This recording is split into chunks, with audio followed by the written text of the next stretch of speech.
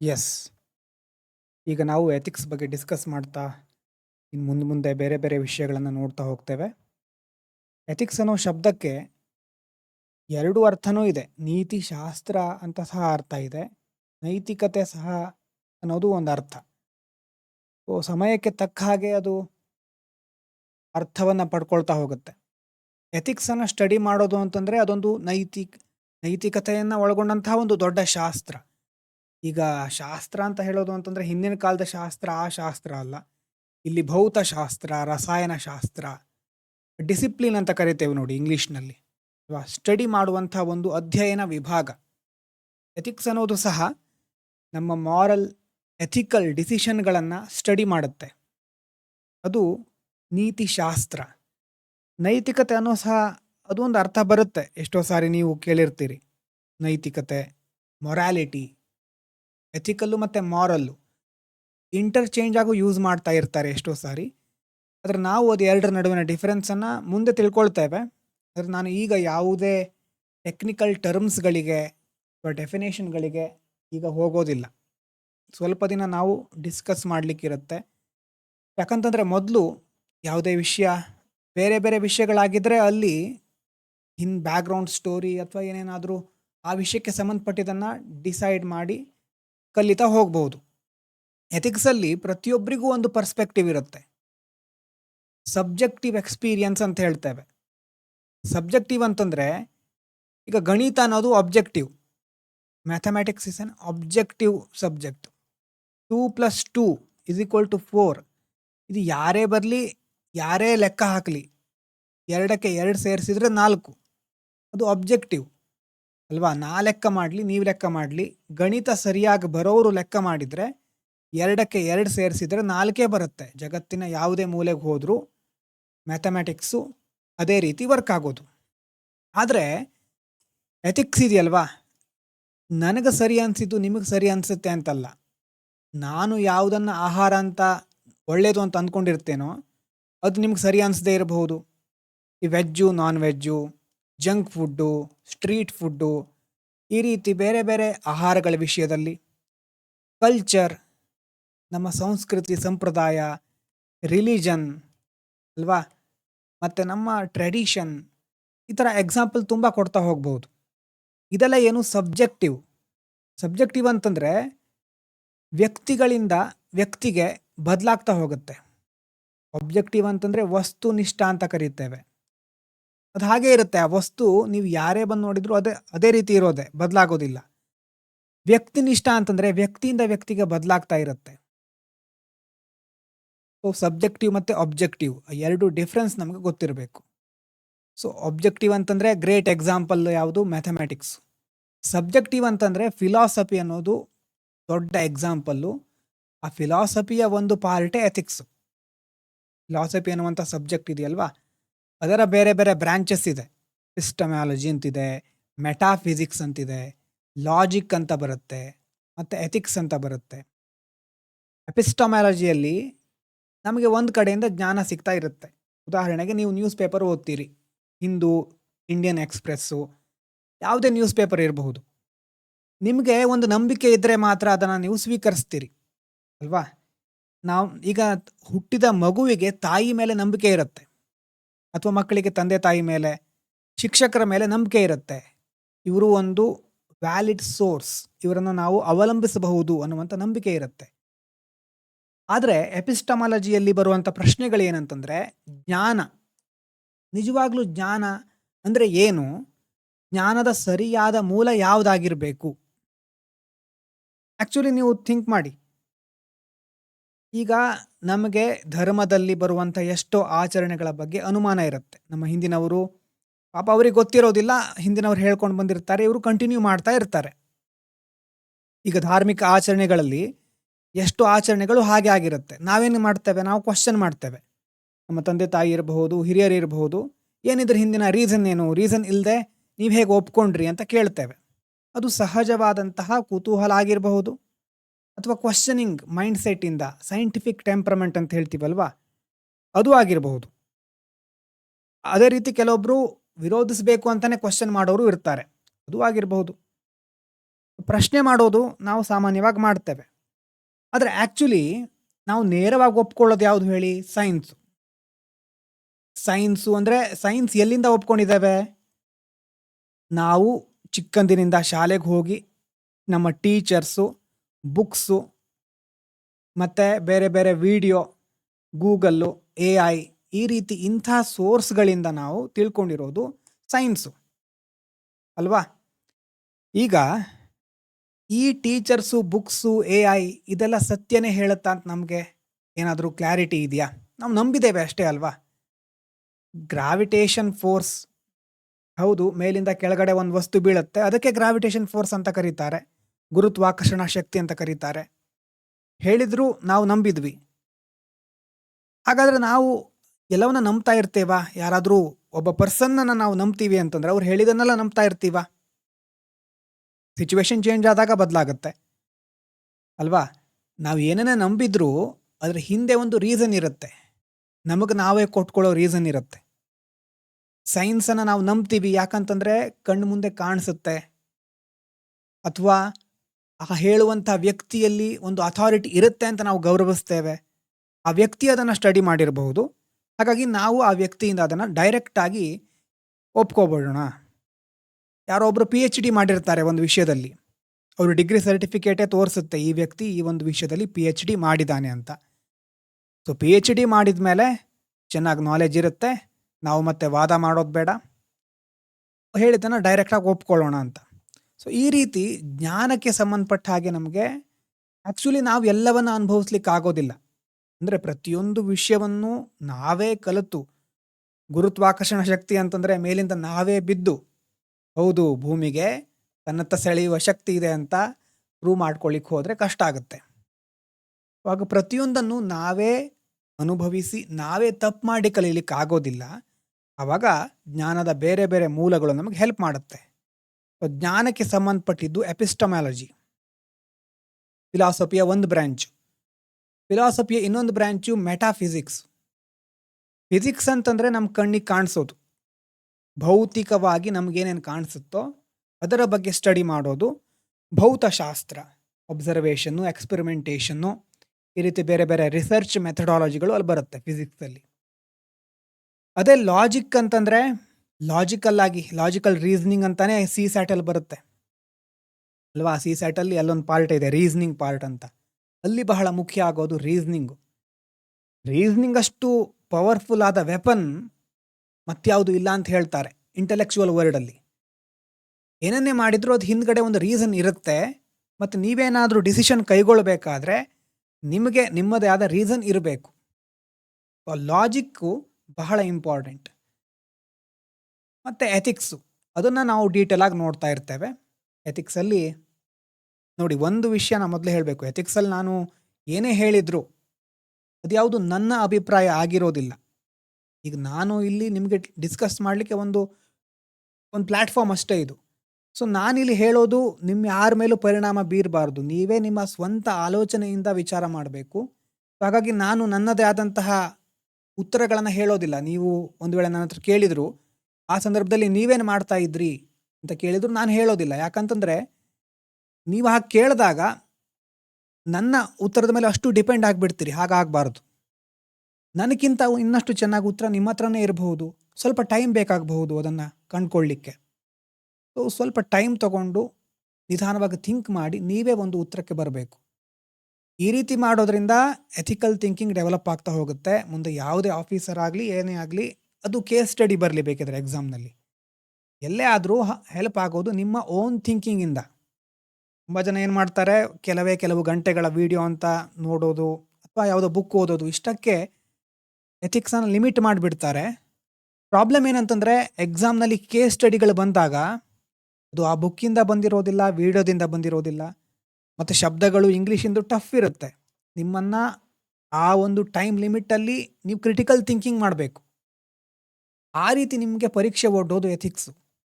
So ethical thinking ಅನ್ನೋದನ್ನು slow ಆಗಿ ಸರಿಯಾಗಿ ಡೆವಲಪ್ ಮಾಡ್ಕೊಳ್ಳದೆ ಇದ್ದರೆ ಎಕ್ಸಾಮಲ್ಲಿ ಕಷ್ಟ ಆಗುತ್ತೆ. ಹಾಗಾಗಿ ನಾನು ಯಾವುದು ಉತ್ತರಗಳನ್ನು ಇದೆ ಅಂತ ಫೈನಲ್ ಆಗಿ ಕೊಡೋದಿಲ್ಲ. ಇಲ್ಲಿ ನಿಮಗೆ ಒಂದು ಫ್ರೇಮ್ ವರ್ಕ್ ಕೊಡಬಹುದು, ಬ್ರೈನ್ ಸ್ಟಾರ್ಮಿಂಗ್ ಮಾಡ್ಬೋದು ನಾವೆಲ್ಲ ಸೇರಿಕೊಂಡು, ಜೊತೆಗೆ ಎಲ್ಲ ಸೇರಿ ಈ ಥರ ಉತ್ತರ ಸರಿಯಾಗತ್ತೆ ಅಂತ ಡಿಸ್ಕಸ್ ಮಾಡ್ಬೋದು. ಅದನ್ನು ಬಿಟ್ಟು ಪರ್ಫೆಕ್ಟ್ ಆದ ಚಾಯ್ಸ್ ಇದೆ, ಹೀಗೆ ಇರಬೇಕು ಎಲ್ಲ ಕಡೆ ಅಂತ ಹೇಳಲಿಕ್ಕೆ ಆಗೋದಿಲ್ಲ. ಎಥಿಕ್ಸ್ ಅಂತಂದರೆ ಆ ರೀತಿಯಾಗಿ ಪ್ರತಿಯೊಂದು ಒಬ್ಬರಿಂದ ಇನ್ನೊಬ್ಬರಿಗೆ ಬದಲಾಗ್ತಾ ಇರುವಂಥದ್ದು. ಎಥಿಕಲಲ್ಲಿ ಅಂದರೆ ಎಥಿಕಲ್ ವರ್ಡ್ ಇರಬಹುದು, ಮಾರಲ್ ಅಂತ ಸಹ ಮುಂದೆ ನಾವು ಹೇಳ್ತೇವೆ, ಇಂಟರ್ಚೇಂಜ್ ಆಗಿ ಹೇಳ್ತಾ ಇರ್ತೇವೆ. ಸೊ ನೀತಿಶಾಸ್ತ್ರ, ನೈತಿಕತೆ ಅನ್ನೋದು ಆ ರೀತಿ ಬದಲಾಗ್ತಾ ಇರುತ್ತೆ. ಯಾರೇ ಯಾವುದೇ ವಿಷಯವನ್ನು ಹೇಳಿದಾಗ, ಈಗ ಉದಾಹರಣೆಗೆ ಒಂದು ರಾಜಕೀಯ ಪಕ್ಷ ಅಥವಾ ಒಂದು ಕ್ರಿಕೆಟ್ ಟೀಮು, ಜನರು ಯಾವಾಗ ಒಂದು ಗುಂಪಿನಲ್ಲಿ ಸೇರ್ತಾರೋ ಆವಾಗ ಇಂಡಿವಿಜುವಲ್ ವ್ಯಾಲ್ಯೂವನ್ನು ಡಿಸಾಲ್ವ್ ಮಾಡ್ಲಿಕ್ಕೆ ಸ್ಟಾರ್ಟ್ ಮಾಡ್ತಾರೆ. ಸೊ ಗುಂಪನ್ನು ಅನುಸರಿಸ್ಲಿಕ್ಕೆ ಹೋಗಬೇಡಿ, ಓನಾಗಿ ಥಿಂಕ್ ಮಾಡಿ. ಯಾಕಂತಂದರೆ ಮುಂದೆ ಸಹ ನಿಮ್ಗೆ ಅನುಭವ ಆಗುತ್ತೆ. ನೀವು ಯಾವುದಾದ್ರೂ ಒಂದು ಒಳ್ಳೆ ಪೋಸ್ಟಿಗೆ ಹೋದರೆ, ಸೊ ಗುಂಪನ್ನು ಫಾಲೋ ಮಾಡೋಕ್ಕಿಂತ ಮೊದಲು ನಿಮ್ಮ ಓನ್ ಥಿಂಕಿಂಗ್ ಇಂಪಾರ್ಟೆಂಟ್. ಮಾಬ್ ಅಂತಂದರೆ ಜನಸಂದಣಿ. ಮಾಬ್ ಯಾವತ್ತೂ ಕರೆಕ್ಟ್ ಆಗಿರುತ್ತೆ ಅಂತಲ್ಲ, ತಪ್ಪಾಗಿರುತ್ತೆ ಅಂತನೂ ಅಲ್ಲ. ಆದರೆ ಅವರಿಗೆ ಓನ್ ಥಿಂಕಿಂಗ್ ಕೆಪಾಸಿಟಿ ಕಡಿಮೆ ಇರುತ್ತೆ. ಕನ್ನಡದಲ್ಲಿ ಈಗಾಗಲೇ GH ನಾಯ್ಕರ್ ಅವರ ಕವಿತೆ ಹೆಚ್ಚಾಗಿರಬಹುದು ಅಲ್ವಾ ನಿಮಗೆ? ಕವಿತೆ ಸಂಗ್ರಹ ಇದೆ ಅಂದ್ಕೊಳ್ತೇನೆ. ಆ ಬುಕ್ಕನ್ನು ಪರ್ಚೇಸ್ ಮಾಡಲಿಕ್ಕೆ ಹೇಳಿರಬಹುದು. ನಿಸಾರ್ ಅಹಮದ್ ಅವರ ಕುರಿಗಳು ಸಾರ್ ಕುರಿಗಳು ಅನ್ನುವಂಥ ಪದ್ಯ ಇದೆ ಅದರಲ್ಲಿ. ಓದಿದ್ದೀರಾ? ಯಾರಾದರೂ ಓದೋರಿದ್ದೀರಾ? ಕುರಿಗಳು ಸಾರ್ ಕುರಿಗಳು, ನಿಸಾರ್ ಅಹಮದ್ ಅವರದ್ದು. ಸಾಧ್ಯ ಆದಾಗ ಆ ಪದ್ಯವನ್ನು ಓದಿ. ಆ ಒಂದು ಬಹಳ ಚೆನ್ನಾಗಿರೋದು ಅದು, ಎಲ್ಲ ಕಡೆ ಅರ್ಥ ಆಗುತ್ತೆ ನಮಗೆ. ಅಂದರೆ ನಾವು ಮನುಷ್ಯ ಯಾವಾಗಲೂ ಸಂಘಜೀವಿ ಅಂತ ಹೇಳ್ತಾರಲ್ವ. ಯಾಕೆ ಸಂಘಜೀವಿ? ಚಿಕ್ಕವರಿದ್ದಾಗ ನಮಗೆ ನಮ್ಮ ತಂದೆ ತಾಯಿಯಿಂದ ಅಥವಾ ನಮ್ಮ ಸುತ್ತಮುತ್ತಲ ವಾತಾವರಣದಿಂದ ಒಂದು ಐಡೆಂಟಿಟಿ ಸಿಗುತ್ತೆ. ಐಡೆಂಟಿಟಿಯನ್ನು ಪ್ರೊಟೆಕ್ಟ್ ಮಾಡ್ಕೊಳ್ಳಿಕ್ಕೆ ನಾವು ಯಾವತ್ತೂ ಕಾಯ್ತಾ ಇರ್ತೇವೆ. ಮತ್ತು ಎಲ್ಲಿ ಆ ಐಡೆಂಟಿಟಿಗೆ ಒಂದು ಎನ್ಕರೇಜ್ಮೆಂಟ್ ಸಿಗುತ್ತೋ ಅಂಥ ಪ್ರದೇಶದಲ್ಲಿ ನಾವು ಹೆಚ್ಚು ದಿನ ಉಳಿಲಿಕ್ಕೆ ಬಯಸ್ತೇವೆ. ಮತ್ತು ಎಲ್ಲಿ ಅದಕ್ಕೆ ಡಿಸ್ಕರೇಜ್ ಆಗುತ್ತೋ ಅವಾಗ ಅಲ್ಲಿಂದ ಬೇಗ ತಪ್ಪಿಸ್ಕೊಂಡು ಹೋಗ್ಲಿಕ್ಕೆ ನೋಡ್ತೇವೆ. ಇಂತಹ ಸಂದರ್ಭದಲ್ಲೇ ಕಂಫರ್ಟ್ ಝೋನ್ಗಳು ಕ್ರಿಯೇಟ್ ಆಗುತ್ತೆ. ಕಂಫರ್ಟ್ ಝೋನ್ ಅಂತಂದರೆ ನಮಗೆ ಹೊಗಳವರು ನಮ್ಮ ಸುತ್ತಮುತ್ತ ಇರಬೇಕು. ನಾವು ಹೇಳಿದ್ದೆಲ್ಲ ಸರಿ ಅನ್ನೋರು ನಮ್ಮ ಸುತ್ತಮುತ್ತ ಇದ್ದರೆ, ಅಥವಾ ನಾವು ಹೇಳಿದ್ದಕ್ಕೆಲ್ಲ ತಲೆ ಬಾಗೋರು ನಮ್ಮ ಸುತ್ತಮುತ್ತ ಇದ್ದರೆ ನಮ್ಗೆ ಖುಷಿ ಅಲ್ವಾ? ಆಗಿದ್ದಾಗ ನಮಗೆ ಇಲ್ಲೇ ಇದ್ಬಿಡೋಣ, ಇಂಥ ಸಿಚುವೇಶನ್ ಓಕೆ, ಯಾವಾಗಲೂ ಹೀಗೆ ಇರೋಣ ಅಂತ ಅನ್ಸ್ಲಿಕ್ಕೆ ಶುರುವಾಗುತ್ತೆ. ಆದರೆ ನೀವು ನೋಡಿರಬಹುದು, ದಿನ ಕಳೆದ ಹಾಗೆ ಅದು ಬೋರ್ ಆಗುತ್ತೆ. ಚಾಲೆಂಜಸ್ ಬೇಕು ಲೈಫಲ್ಲಿ ಅಂತ ಅನಿಸುತ್ತೆ.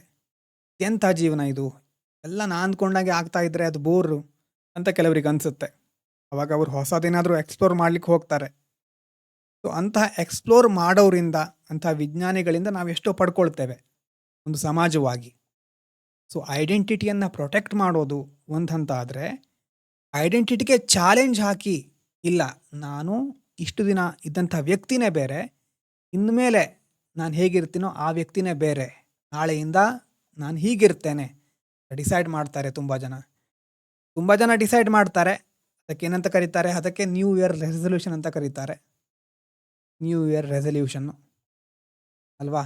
ಜನವರಿ ಬಂದ ತಕ್ಷಣ ಎಲ್ಲ ಕಡೆ ಏನು ಈ ವರ್ಷದ ರೆಸಲ್ಯೂಷನ್ ಅಂತ ಬರುತ್ತೆ.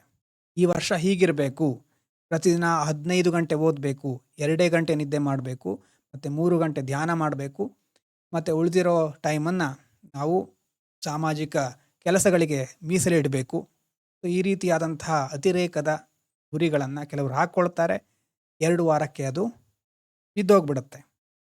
ಯಾಕಂತಂದ್ರೆ ನಾವು ಒಂದೇ ಸಾರಿ ಎಲ್ಲವನ್ನ ಮಾಡ್ಲಿಕ್ಕೆ ಹೊರಡ್ತೇವೆ, ಒಂದೊಂದೇ ಸ್ಟೆಪ್ಪನ್ನು ಮಾಡ್ಲಿಕ್ಕೆ ಹೋಗೋದಿಲ್ಲ. ಸೊ ಆ ರೀತಿ ಆದಾಗ ಬಹಳ ದಿನ ಉಳಿಯೋದಿಲ್ಲ. ಸೊ ಐಡೆಂಟಿಟಿ ಕ್ರಿಯೇಟ್ ಮಾಡ್ಕೊಳ್ಳಿಕ್ಕೆ, ಐಡೆಂಟಿಟಿ ಡಿಸಾಲ್ವ್ ಆಗಲಿಕ್ಕೆ ಟೈಮ್ ಬೇಕಾಗುತ್ತೆ. ಕ್ರಿಯೇಟ್ ಮಾಡ್ಕೊಳ್ಳಿಕ್ಕೆ ಹೆಚ್ಚು ಟೈಮ್ ಬೇಕು. ಡಿಸಾಲ್ವ್ ಆಗೋದು ಸುಲಭ. ಈಗ ಉದಾಹರಣೆಗೆ ನಿಮಗೆ ನಿಮ್ಮದೇ ಆದಂಥ ಒಂದು ಐಡೆಂಟಿಟಿ ಅಥವಾ ಪರ್ಸ್ನಾಲಿಟಿ ಅಂತ ಸಹ ಹೇಳ್ಬೋದು. ನಿಮ್ಮ ವ್ಯಕ್ತಿತ್ವ ಏನು ಅಂತ ನಿಮಗೆ ಗೊತ್ತಿದೆ, ಸುತ್ತಮುತ್ತಲಿರೋರಿಗೆ ಅದು ಗೊತ್ತಿರಲಿಕ್ಕಿಲ್ಲ. ನೀವು ಯಾರು ಅಂತ ನಿಮಗೆ ಚೆನ್ನಾಗಿ ಗೊತ್ತಿದೆ. ನೀವು ಒಬ್ಬರೇ ಇದ್ದಾಗ ಹೇಗಿರ್ತೀರಿ ಅಂತ ನಿಮಗೆ ಮಾತ್ರ ಗೊತ್ತಿರೋದು. ಸುತ್ತಮುತ್ತಲಿನವರಿಗೆ ನಿಮ್ಮದೇ ಆದಂಥ ಒಂದು ಬೇರೆ ರೀತಿಯಾದಂಥ ಪರ್ಸ್ಪೆಕ್ಟಿವ್ ಇದೆ. ಕೆಲವರು ನಿಮ್ಮನ್ನು ತುಂಬ ಒಳ್ಳೆಯವರು ಅಂದ್ಕೊಂಡಿರಬಹುದು, ಕೆಲವರು ನಿಮ್ಮನ್ನು ತುಂಬ ಕೆಟ್ಟವರು ಅಂದ್ಕೊಂಡಿರಬಹುದು. ಬಹುಪಾಲು ಜನರು ನಿಮ್ಮನ್ನು ನೆಗ್ಲೆಕ್ಟ್ ಮಾಡಿರ್ತಾರೆ. ಇದನ್ನು ಬೇಕಿದ್ರೆ ಅಬ್ಸರ್ವ್ ಮಾಡಿ. ನಮ್ಮ ಜೀವನದಲ್ಲಿ ನನ್ನ ಪ್ರಕಾರ ನಾವು ಮ್ಯಾನೇಜ್ ಮಾಡಲೇಬೇಕಾಗಿರೋದು ಕೆಲವು ಜನರನ್ನ. ಈಗ ನಾವು ಮನೇಲಿದ್ದೇವೆ ಅಂತಂದ್ರೆ ಆ ಮನೇಲಿರೋ ಜನರನ್ನ, ಒಂದು ಕಡೆ ಕೆಲ್ಸಕ್ಕೆ ಹೋಗ್ತೇವೆ ಅಂತಂದ್ರೆ ಆ ಆಫೀಸ್ನಲ್ಲಿರೋ ಜನರನ್ನ, ಮತ್ತೆ ಅದಾದ್ಮೇಲೆ ನಮ್ಮ ಒಂದು ಕೆಲಸದಿಂದ ಯಾರಿಗೆ ಪರಿಣಾಮ ಉಂಟಾಗುತ್ತೆ ಅವರಿಗೆ ನಾವು ಕೆಲವು ಟೈಮ್ ಕೊಡಬೇಕಾಗತ್ತೆ. ಅದನ್ನ ಬಿಟ್ಟು ಉಳಿದಿರೋದೆಲ್ಲ ಸಮಾಜ ಅಂತ ಏನಿದೆ, ಸೋಷಿಯಲ್ ಮೀಡಿಯಾ ಏನಿದೆ, ಅಲ್ಲಿ ಬರುವಂಥ ಕಮೆಂಟ್ಗಳು, ಇದೆಲ್ಲ ನಮಗೆ ಡಿಸ್ಟರ್ಬ್ ಮಾಡ್ತಾ ಇರುತ್ತೆ. ಆವಾಗ ನೀವೇನು ಮಾಡಬೇಕಾಗತ್ತೆ? ಫಿಲ್ಟರ್ ಮಾಡಬೇಕಾಗತ್ತೆ. ನಿಮಗೆ ಮುಖ್ಯವಾದ ನಿಮ್ಮ ಪ್ರಯಾರಿಟಿ ಏನು? ನಿಮ್ಮ ಆದ್ಯತೆ ಏನು ಹಾಗಾದರೆ? ಪದೇ ಪದೇ ನೀವೇ ಕೇಳಿಕೊಂಡು ಫಿಕ್ಸ್ ಮಾಡಬೇಕಾಗತ್ತೆ. ಆ ರೀತಿ ಪರ್ಸ್ನಾಲಿಟಿ ಡೈಲಿ ಚೇಂಜ್ ಆಗ್ತಾ ಹೋಗುತ್ತೆ ನೀವು ಇಂಟ್ರಾಸ್ಪೆಕ್ಷನ್ ಮಾಡ್ತಾ ಹೋದರೆ. ಇಲ್ಲದೆ ಇದ್ರೆ ಅದು ಏನಾಗ್ಬಿಡುತ್ತೆ, ಒಂದೇ ಕಡೆ ನಿಂತ ನೀರು ಅಂತ ಹೇಳ್ತೀವಲ್ವಾ, ಸ್ಟ್ಯಾಗ್ನೆಂಟ್ ವಾಟರ್. ನೀರು ಜಾಸ್ತಿ ನಿಂತ ಹಾಗೆ ಅಲ್ಲಿ ಏನಾಗುತ್ತೆ ಹೇಳಿ? ನೀರು ಜಾಸ್ತಿ ಹೊತ್ತು ನಿಂತ್ಕೊಂಡಿದ್ರೆ, ವಾಟರ್ ಸ್ಟ್ಯಾಗ್ನೆಂಟ್ ಆಗಿದ್ರೆ ಏನಾಗುತ್ತೆ ಅದರಲ್ಲಿ? ಆ ವಾಟರಲ್ಲಿ, ನೀರಿನಲ್ಲಿ ಏನಾಗುತ್ತೆ? ನಿಂತ ನೀರಿನಲ್ಲಿ ಯಾಕೆ ನಿಂತ ನೀರಾಗಬಾರ್ದು ಜೀವನ ಅಂತ ಹೇಳ್ತಾರೆ? ಹೌದು, ಪಾಚಿ ಕಟ್ಟುತ್ತೆ, ಕೊಳೆ ಸೇರ್ಕೊಳ್ಳುತ್ತೆ. ಎಸ್, ಯೂಟ್ರೋಪಿಕೇಶನ್, ಸ್ಮೆಲ್, ಡರ್ಟಿ ಆಗುತ್ತೆ. ಹೌದು, ಮೈಂಡ್ ಸಹ ಹಾಗೆ. ಮೈಂಡ್ ಹೇಗೆ ಅಂತಂದರೆ, ನೀವು ಎಷ್ಟು ಒಳ್ಳೆಯದನ್ನು ತುಂಬ್ತಾ ಹೋಗ್ತಿರೋ ಅದು ಪಾಸಿಟಿವನ್ನು ನೋಡ್ತಾ ಹೋಗುತ್ತೆ, ನೆಗೆಟಿವನ್ನು ತುಂಬಿದರೆ ನೆಗೆಟಿವನ್ನು ನೋಡ್ತಾ ಹೋಗುತ್ತೆ. ಮಹಾಭಾರತದಲ್ಲಿ ಒಂದು ಕಥೆ ಬರುತ್ತೆ, ನೀವು ಕೇಳಿರಬಹುದು. ದುರ್ಯೋಧನ ಅಥವಾ ಸುಯೋಧನ ಅಂತ ಸಹ ಹೇಳ್ತಾರೆ. ಜಗತ್ತೆಲ್ಲ ತಿರುಗಾಡ್ಕೊಂಡು ಬಂದರೂ ಅವನಿಗೆ ಒಬ್ಬರು ಒಳ್ಳೆಯವರು ಕಾಣಿಸ್ಲಿಲ್ವಂತೆ. ಅದೇ ಯುಧಿಷ್ಠಿರ, ಧರ್ಮರಾಯ ಎಲ್ಲ ಕಡೆ ತಿರುಗಾಡ್ಕೊಂಡು ಬಂದರೂ ಅವನಿಗೆ ಒಬ್ಬರೊಬ್ಬರು ಕೆಟ್ಟವರು ಕಾಣಿಸ್ಲಿಲ್ವಂತೆ. ಕಾಣಿಸ್ಲಿಲ್ಲ ಅಂತಂದ್ರೆ ಏನು? ಅವನು ನೋಡುವಂಥ ದೃಷ್ಟಿ ಆ ರೀತಿ ಇತ್ತು ಅಲ್ವಾ? ನಿಮ್ಮ ಪರ್ಸ್ಪೆಕ್ಟಿವ್ ಹೇಗಿರುತ್ತೆ ಆ ರೀತಿ ಜಗತ್ತು ಬದಲಾಗ್ತಾ ಹೋಗುತ್ತೆ. ಎಷ್ಟೋ ಜನಕ್ಕೆ ಇದು ಅನುಭವ ಆಗೋದು ಸ್ವಲ್ಪ ತಡ ಆಗುತ್ತೆ. ಯಾಕಂತಂದ್ರೆ ನಾವು ಚೆನ್ನಾಗಿ ನೋಡಿದ್ರು ಬೇರೆಯವರು ಕೆಟ್ಟದನ್ನು ಮಾಡ್ತಾನೆ ಇರ್ತಾರಲ್ವಾ ಅನ್ನೋದು ನಮಗೆ ಅವಾಗವಾಗ ಅರಿವಿಗೆ ಬರುತ್ತೆ. ಆದರೆ ಆ್ಯಕ್ಚುಲಿ ನೀವು ಥಿಂಕ್ ಮಾಡಿ, ನಿಮ್ಮ ಹತ್ರ ಕಂಟ್ರೋಲ್ ಇರೋದು ಯಾವುದು? ನಿಮ್ಮ ಮೈಂಡ್, ನಿಮ್ಮ ಬಾಡಿ, ನಿಮ್ಮ ಮಾತು. ಅದಕ್ಕೆ ಹೇಳ್ತಾರಲ್ವಾ, ಕಾಯ ವಾಚ ಮನಸ್ಸ. ನಾವು ಎಲ್ಲವನ್ನ ಕಂಟ್ರೋಲಲ್ಲಿ ಇಟ್ಕೋಬೇಕು ಅಂತ. ನಮ್ಮ ಬಾಡಿ, ನಮ್ಮ ಮೈಂಡು, ನಮ್ಮ ಮಾತು, ಇಷ್ಟನ್ನು ಕಂಟ್ರೋಲ್ ಇಟ್ಕೊಂಡ್ರೆ, ಇದರ ರೆಸ್ಪಾನ್ಸ್ಗಳನ್ನು ನಾವು ಸರಿಯಾಗಿ ನೋಡಿಕೊಂಡ್ರೆ ಉಳಿದಿರೋದನ್ನು ಕಂಟ್ರೋಲಿಗೆ ನಿಧಾನವಾಗಿ ತರಬಹುದು. ಉಳಿದಿರೋದು ಅಂತಂದರೆ ಜಗತ್ತನ್ನು ಕಂಟ್ರೋಲಿಗೆ ತರಬಹುದು ಅಂತ ಅಲ್ಲ. ಉಳಿದಿರೋದು ಯಾವುದು? ನಮ್ಮ ಸುತ್ತಮುತ್ತಲು ನಡೆಯುವಂತಹ, ನಮ್ಮ ಮೇಲೆ ಪರಿಣಾಮ ಬೀರುವಂತಹ ಘಟನೆಗಳು. ಒಂದು ಎಕ್ಸಾಂಪಲ್, ಕೋಪ, ಆ್ಯಂಗ್ರಿ ಅಥವಾ ಆ್ಯಂಗರ್ ಅಲ್ವಾ? ಕೋಪ ಅಂತ ಹೇಳ್ತೇವೆ. ಕೋಪ ಆ್ಯಕ್ಚುಲಿ ಒಳ್ಳೆಯದು ಹೌದು, ಕೆಟ್ಟದ್ದು ಹೌದು. ಯಾವ ಸಂದರ್ಭದಲ್ಲಿ ಹೇಗೆ ಉಪಯೋಗಿಸ್ತೀರಾ ಅನ್ನೋದು ನಮ್ಮ ಕೈಲಿರುತ್ತೆ, ನಿಮಗೆ ಬಿಟ್ಟಿದ್ದದು ಅಲ್ವಾ? ಈಗ ಆ್ಯಂಗರನ್ನೇ ನೀವು ಒಂದು ಒಳ್ಳೆ ಕೆಲಸಕ್ಕೆ, ಈಗ ಒಂದು ಅಧಿಕಾರಿ ಆಗಿರ್ತೀರಿ, ಆ ಒಂದು ಡಿಪಾರ್ಟ್ಮೆಂಟಲ್ಲಿ ಡಿಸಿಪ್ಲಿನ್ ತರಬೇಕು. ನಿಮ್ಮ ಕೆಳಗಿನವರು ತುಂಬ ಆಲಸ್ಯದಿಂದ, ಅಶಿಸ್ತಿನಿಂದ ಇರ್ತಾರೆ. ಅವಾಗ ಪ್ರತಿದಿನ ಅವರಿಗೆ ಬೈತಾ ಕೂರೋದಲ್ಲ. ಸಾಧ್ಯ ಆದಾಗ ಸಣ್ಣ ಒಂದು ಆರ್ಡರ್ ಕೊಡೋದು, ಅಥವಾ ನಿಧಾನವಾಗಿ ಅವರಿಗೆ ನೀವು ನೋಡ್ತಾ ಇದ್ದೀರಿ ಅಂತ ಬಿಸಿ ಮುಟ್ಟಿಸೋದು. ಮೊದಲು ಬೇರೆ ಬೇರೆ ಸ್ಟೆಪ್ಗಳನ್ನು ಮಾಡ್ತೀರಿ. ಒಂದು ಹಂತ ತಲುಪಿದ ನಂತರ ನಿಮ್ಮ ಕೋಪವನ್ನು ಪ್ರದರ್ಶಿಸ್ತೀರಿ. ಅದು ಒಂದು ಮೆಥಡ್. ಇನ್ನು ಕೆಲವೊಂದು ಕಡೆ ಕೋಪದ ಅವಶ್ಯಕತೆನೇ ಇರೋದಿಲ್ಲ. ಸೈಕಾಲಜಿಕಲಿ ಹೇಳೋದಾದರೆ ಆ್ಯಂಗರ್, ಅದನ್ನು ಬಸವಣ್ಣನವರು ಸಹ ಅದನ್ನೇ ಹೇಳ್ತಾರೆ. ಮನೆಯೊಳಗಣ ಕಿಚ್ಚು ಮನೆಯನ್ನು ಸುಟ್ಟಲ್ಲದೆ ನೆರೆಮನೆಯ ಸುಡದೋ ಕೂಡಲ ಸಂಗಮ ದೇವ ಅಂತ. ಸೈಕಾಲಜಿಕಲ್ ಸ್ಟಡೀಸು ಅದೇ ಹೇಳುತ್ತೆ. ಎಷ್ಟೊತ್ತು ಸಿಟ್ ಮಾಡ್ಕೊಂಡಿರ್ತೀರೋ ಅಷ್ಟೊತ್ತು ನಿಮ್ಮ ಮೈಂಡಿಗೆ ಅದು ಬಹಳ ಹಾರ್ಮ್ಫುಲ್ ಎಫೆಕ್ಟನ್ನು ಕ್ರಿಯೇಟ್ ಮಾಡುತ್ತೆ ಅಂತ. ಬೇರೆಯವ್ರಿಗೇನಾದರೂ ಆಗುತ್ತೆ ಅಂತಲ್ಲ, ನಿಮ್ಮ ಸಿಟ್ಟಿಂದ ನಿಮಗೆ ತೊಂದರೆ ಆಗೋದು. ಆ್ಯಂಗರ್ ಅನ್ನೋದು ಪವರ್ಫುಲ್ ವೆಪನ್ ಹೌದು. ಆ ವೆಪನ್ನು ನಮಗೆ ತೊಂದರೆಯನ್ನು ಕೊಡಲಿಕ್ಕೆ ಜಾಸ್ತಿ ಅವಕಾಶ ಇರುತ್ತೆ. ಆದರೆ ನಾನು ಏನು ಮೆನ್ಷನ್ ಮಾಡ್ಲಿಕ್ಕೆ ಹೊರಟಿದ್ದೆ ಅಂತಂದರೆ, ಕೋಪ ಎಷ್ಟೋ ಸಾರಿ ನಮ್ಮ ಹತ್ರ ಕಂಟ್ರೋಲ್ ಮಾಡ್ಲಿಕ್ಕೆ ಆಗಲ್ಲ ಅಂತಾರೆ. ಅದು ಸುಳ್ಳು. ವಿಜ್ಞಾನ ಅಥವಾ ಸೈಕಾಲಜಿ ಪ್ರಕಾರ ಸುಳ್ಳು. ಯಾಕಂತಂದರೆ ಈಗ ಒಂದು ಸಿಚುವೇಶನ್ ನೋಡಿ, ನೀವು ನಿಮ್ಮ ಮನೆಯಲ್ಲಿ ಅಥವಾ ನಿಮ್ಮ ಸ್ನೇಹಿತರ ಹತ್ರ ಕೋಪ ಮಾಡ್ಕೊಂಡಿರ್ತೀರಿ, ಫ್ರೆಂಡ್ ಹತ್ರ. ಅವರಿಗೆ ಬೈತಾ ಇರ್ತೀರಿ. ಅವ್ರ ಮೇಲೆ ಸಿಟ್ಟು ಬಂದಿರುತ್ತೆ, ತಡ್ಕೊಳ್ಳಿಕ್ಕೆ ಆಗ್ತಾ ಇರಲ್ಲ. ಫ್ರೆಂಡಿಗೆ ಬೈತಾ ಇರ್ತೀರಿ. ಸಡನ್ ಆಗಿ ನಿಮ್ಮ ಮೇಲ್ಗಡೆ ಇರುವಂತಹ ನಿಮ್ಮ ಆಫೀಸ್ನಿಂದ ಅಥವಾ ನಿಮ್ಮ ಯಾರೋ ಒಬ್ರು, ನಿಮ್ಮ ಸೀನಿಯರ್ ಒಬ್ರು ಕಾಲ್ ಮಾಡ್ತಾರೆ. ಓಕೆನಾ? ಫ್ರೆಂಡ್ ಹತ್ರ ಬೈತಾ ಇರೋರು ಕಾಲ್ ಬಂತು. ಕಾಲ್ ಎತ್ತಿದ ತಕ್ಷಣ ನಿಮ್ಮ ಧ್ವನಿಯೆಲ್ಲ ಶಾಂತ ಆಗಿಬಿಡುತ್ತೆ. ಬಹಳ ವಿಧೇಯಪೂರ್ವಕವಾಗಿ ನಡ್ಕೊಳ್ಳಿಕ್ಕೆ ಸ್ಟಾರ್ಟ್ ಮಾಡಿಬಿಡ್ತೀರಿ. ಎಲ್ಲೋಯ್ತು ಆ ಕೋಪ ಅಲ್ವಾ?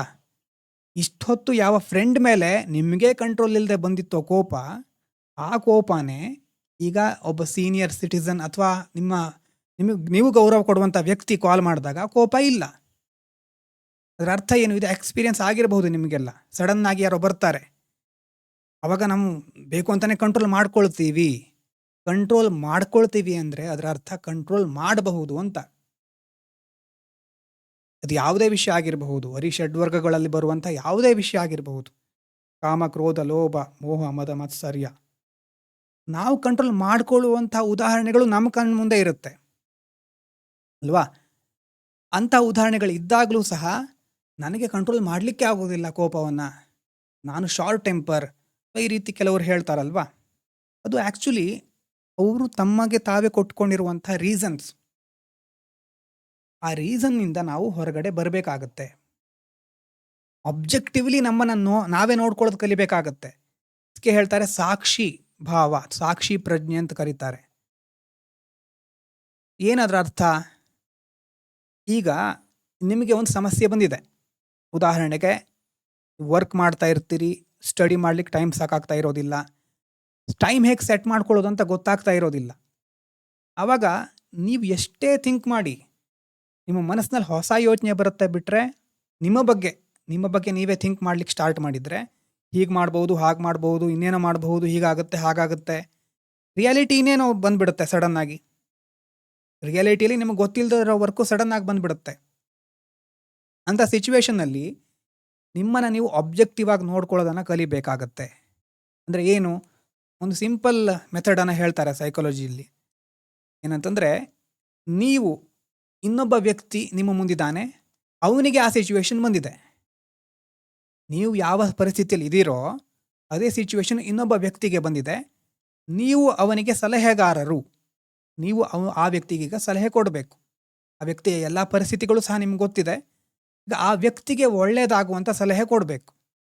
ಒಳ್ಳೆಯದಾಗುವಂತಂದ್ರೆ ಬರೀ ಶಾರ್ಟ್ ಟರ್ಮ್ ಮಾತ್ರ ಅಲ್ಲ, ಲಾಂಗ್ ಟರ್ಮಲ್ಲಿ ಒಳ್ಳೆಯದಾಗಬೇಕು. ಆವಾಗ ಯಾವ ಸಲಹೆಯನ್ನು ಆ ವ್ಯಕ್ತಿಗೆ ಕೊಡ್ತಾ ಇದ್ರಿ ಅನ್ನೋದನ್ನು ಒಂದು ಹಾಳೆ ಮೇಲೆ ಬರೆಯೋದು. ನೋಡು, ಈಗ ಈ ಪರಿಸ್ಥಿತಿ ಇದೆ, ಈ ಥರ ಪರಿಸ್ಥಿತಿ ಬಂದಾಗ ನೀನು ಮೊದಲೇ ಕೆಲವೊಂದು ಪ್ರಿಪರೇಷನ್ಗಳನ್ನು ಮಾಡ್ಕೊಂಡಿರಬೇಕಾಗತ್ತೆ. ಮತ್ತು ನಾಳೆ ಇದೇ ಪರಿಸ್ಥಿತಿ ಬಂದಾಗ ಸಡನ್ನಾಗಿ ಒಂದೇ ಸಾರಿ ವೀಕ್ ಆಗಬೇಡ. ಇಂಥ ಪರಿಸ್ಥಿತಿಗಳಿಗೋಸ್ಕರನೇ ನೀನು ತಯಾರಾಗಬೇಕು. ಮತ್ತು ಏನು ಮಾಡಬಹುದು, ಪ್ರಾಕ್ಟಿಕಲ್ ಆಗಿ ಏನು ಮಾಡಬಹುದು ಅಲ್ವಾ? ಯಾವಾಗಲೂ ಹೇಳ್ತಾರೆ ನೋಡಿ, ಬೇರೆಯವ್ರ ವಿಷಯದಲ್ಲಿ ನಾವು ಒಳ್ಳೆ ಜಡ್ಜ್ ಆಗಿರ್ತೇವಂತೆ, ನಮ್ಮ ವಿಷಯದಲ್ಲಿ ಒಳ್ಳೆ ಲಾಯರ್ ಆಗಿರ್ತೀವಂತೆ. ನಮ್ಮ ವಿಷಯ ಬಂದಾಗ ಎಲ್ಲದಕ್ಕೂ ವಾದ ಮಾಡ್ತೇವೆ ನಾವು. ಬೇರೆಯವ್ರ ವಿಷಯ ಬಂದ ತಕ್ಷಣ ನಾವು ಅದ್ಭುತವಾದ ಜಡ್ಜಸ್. ಬೇರೆಯವ್ರನ್ನ ಜಡ್ಜ್ ಮಾಡೋದ್ರಲ್ಲಿ ಎತ್ತಿದ ಕೈ ಅಲ್ವಾ ನಾವು. ಬೇರೆಯವರಿಗೆ ಸಲಹೆ ಕೊಡೋದ್ರಲ್ಲೂ ನಮ್ಮದು ಬಹಳ ಎಕ್ಸ್ಪೀರಿಯನ್ಸ್ ಇರುತ್ತೆ. ಹಾಗಾಗಿ ಬೇರೆಯವರಿಗೆ ಸಲಹೆ ಕೊಡಬೇಕು ಅಂತ ಆದರೆ ಆ ವ್ಯಕ್ತಿಯ ಎಲ್ಲ ಪರಿಸ್ಥಿತಿ ತಿಳ್ಕೊಂಡು ಪ್ರಾಕ್ಟಿಕಲ್ ಆಗಿ ಏನಾದರೂ ಸಲಹೆ ಕೊಡ್ತೀರಿ ಅಂತಂದರೆ ಏನು ಕೊಡ್ತಾ ಇದ್ರಿ? ರ್ಯಾಷ್ನಲ್ ಆಗಿ ಏನು ಕೊಡ್ತಾ ಇದ್ರಿ? ಅದನ್ನು ಒಂದು ಕಡೆ ಬರಿಬೇಕು. ಇದು ಆ್ಯಕ್ಚುಲಿ ಸೊಲ್ಯೂಷನ್ನು ಅಂತ ನಿಮಗೆ ನೀವು ಯಾವಾಗ ಹೇಳ್ಕೊಳ್ತಾ ಇರ್ತೀರಿ. ಮತ್ತು ಇನ್ನಷ್ಟು ಎಫೆಕ್ಟಿವ್ ಆಗಬೇಕು ಅಂತಂದರೆ ನಿಮ್ಮ ಹೆಸರನ್ನು ನೀವೇ ಕರೆದು ನಿಮ್ಮ ಜೊತೆ ಮಾತಾಡೋದು. ನಾನು ನವೀನ್ ಅಂತಂದರೆ, ನೋಡು ನವೀನ್ ಹೀಗೆ ಮಾಡಬೇಕು ಅಂತ ನನ್ನ ಜೊತೆ ನಾನು ಫ್ರೆಂಡ್ಲಿಯಾಗಿ ಮಾತಾಡೋದು. ಸೆಲ್ಫ್ ಟಾಕ್ ಅಂತ ಹೇಳ್ತಾರಲ್ವ, ಅಂಥ ಮೆಥಡ್ಸ್ಗಳು ಬಹಳ ಹೆಲ್ಪ್ ಆಗುತ್ತೆ. ನಮ್ಮ ಜೊತೆ ನಾವು ಮಾತಾಡೋದು ಮತ್ತು ನಾವು ಬರ್ಕೊಳ್ಳೋದು. ಓವರ್ ಥಿಂಕಿಂಗಿಗೆ ಬೆಸ್ಟ್ ಸೊಲ್ಯೂಷನ್ ಅಂತಂದರೆ ಬರೆಯೋದು. ಏನೇನು ಥಿಂಕಿಂಗ್ ಬರ್ತಾ ಹೋಗುತ್ತೋ ಯೋಚನೆ ಮಾಡೋದನ್ನು ಅಲ್ಲೇ ನಿಲ್ಲಿಸಿ ಏನು ಮಾಡಬೇಕು, ಬರಲಿಕ್ಕೆ ಸ್ಟಾರ್ಟ್ ಮಾಡಬೇಕು. ಒಂದು ಪ್ರಾಬ್ಲಮ್ ಇದೆ ಅಂತಂದರೆ ಏನಾಗುತ್ತೋ ಏನೋ, ನಾಳೆ ಮುಂದೇನಾಗುತ್ತೋ, ಥಿಂಕಿಂಗ್ ಬಂದ ತಕ್ಷಣವೇ ಪ್ರಾಬ್ಲಮನ್ನು ಡಿವೈಡ್ ಮಾಡಬೇಕು. ಏನು ಮಾಡೋದು? ಚಾಲೆಂಜಸ್. ಏನು ಚಾಲೆಂಜಸ್ ಇದೆ ನನ್ನ ಮುಂದೆ ಈಗ? ನಿಜವಾಗಲೂ ಯಾವ ಮಟ್ಟಿಗೆ ರಿಯಾಲಿಟಿ ಏನು? 3 ಕಾಲಮ್ ಮಾಡಿದ್ರು ಓಕೆ. ಚಾಲೆಂಜ್ ಏನಿದೆ? ರಿಯಾಲಿಟಿ ಏನು? ಮತ್ತೆ ಪಾಸಿಬಲ್ ಸೊಲ್ಯೂಷನ್. ಇದು ಚಾಲೆಂಜು. ಆದರೆ ಈಗಿರುವಂಥ ರಿಯಾಲಿಟಿ ಹೀಗೆ, ಅದಕ್ಕೆ ಪಾಸಿಬಲ್ ಸೊಲ್ಯೂಷನ್ ಇದು. ಮುಂದಿನ ಪ್ರಿಲಿಮ್ಸಲ್ಲಿ ಏನಾಗುತ್ತೋ ಏನೋ ಅನ್ನೋದು ಈಗ ಮೈಂಡಿನ ಥಿಂಕಿಂಗು. ಚಾಲೆಂಜ್ ಏನು? ಪ್ರಿಲಿಮ್ಸಲ್ಲಿ ಏನಾಗುತ್ತೋ ಏನೋ ಚಾಲೆಂಜು. ರಿಯಾಲಿಟಿ ಏನು? ಪ್ರಿಲಿಮ್ಸ್ ಇನ್ನೂ ಬಹಳ ದಿನ ಇದೆ. ಈಗ ಓದಬೇಕಾಗಿರೋದು ಪಾಸಿಬಲ್ ಸೊಲ್ಯೂಷನ್ನು. ಯಾವ್ಯಾವಾಗೋ ಏನೇನೋ ಆಗುತ್ತೆ ಅಂತ ಈಗ ನಾವು ಯೋಚನೆ ಮಾಡ್ಲಿಕ್ಕೆ ಆಗೋದಿಲ್ಲ. ಮೊದಲು ಇವತ್ತಿನ ದಿನವನ್ನು ಹ್ಯಾಂಡ್ಲ್ ಮಾಡು, ಮುಂದಿನ ಆಮೇಲೆ ನೋಡೋಣ ಅನ್ನೋದು ಪಾಸಿಬಲ್ ಸೊಲ್ಯೂಷನ್. ಆ್ಯಕ್ಚುಲಿ ನೀವು ಈ ಥರ ಮಾಡ್ತಾ ಹೋದರೆ ನಿಮಗೆ ಎಷ್ಟೋ ಸೊಲ್ಯೂಷನ್ಗಳು ಬೇರೆಯವ್ರು ಹೇಳೋದಕ್ಕಿಂತ ನಿಮಗೆ ಚೆನ್ನಾಗಿ ಗೊತ್ತಾಗ್ತಾ ಹೋಗುತ್ತೆ. ಈ ರೀತಿ ಸೆಲ್ಫ್ ಟಾಕ್ ಇರಬಹುದು, ಡೈರಿ ರೈಟಿಂಗ್ ಇರಬಹುದು, ಕೆಲವೊಂದು ಗ್ರ್ಯಾಟಿಟ್ಯೂಡ್ ಜರ್ನಲ್ಸ್ ಅಂತಿರುತ್ತೆ. Gratitude journal. ಗ್ರ್ಯಾಟಿಟ್ಯೂಡ್ ಅಂತಂದ್ರೆ ಏನು? ಗ್ರ್ಯಾಟಿಟ್ಯೂಡ್ ಅಂತಂದ್ರೆ ಶಬ್ದವನ್ನು ಬಹಳ ಸಾರಿ ಯೂಸ್ ಮಾಡಿದ್ದೇವೆ ಮೊದಲು ಸಹ.